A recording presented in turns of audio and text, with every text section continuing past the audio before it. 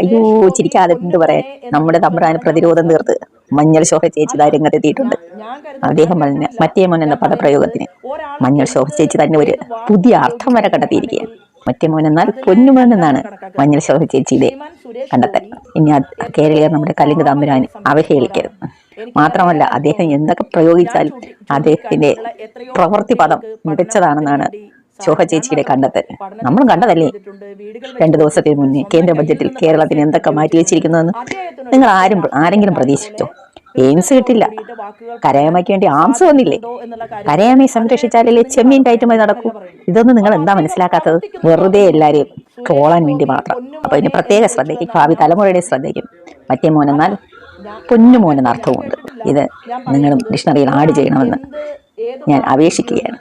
കേരളത്തിൽ എയിംസ് വരും മറ്റേ മോനെ. സുരേഷ് ഗോപി പൊന്നുമോനെ എന്ന് വിളിച്ചു എന്നാണ് ഞാൻ മനസ്സിലാക്കുന്നത്. അല്ല, ഞാൻ കരുതുന്നത്, ഞാൻ കേട്ടിട്ടില്ല.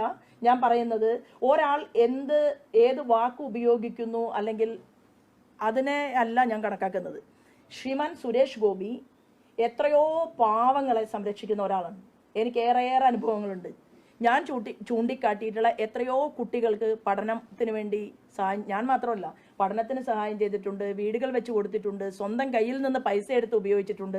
അദ്ദേഹത്തിന് ഒരു പക്ഷേ രാഷ്ട്രീയക്കാരെ പോലെ കൃത്യതയോട് കൂടിയിട്ട് വാക്കുകൾ പറയാൻ സാധിക്കുന്നുണ്ടോ എന്നുള്ള കാര്യത്തിൽ അതിനെക്കുറിച്ച് നിങ്ങളാണ് പറയേണ്ടത്, ഞാനല്ല പറയേണ്ടത്.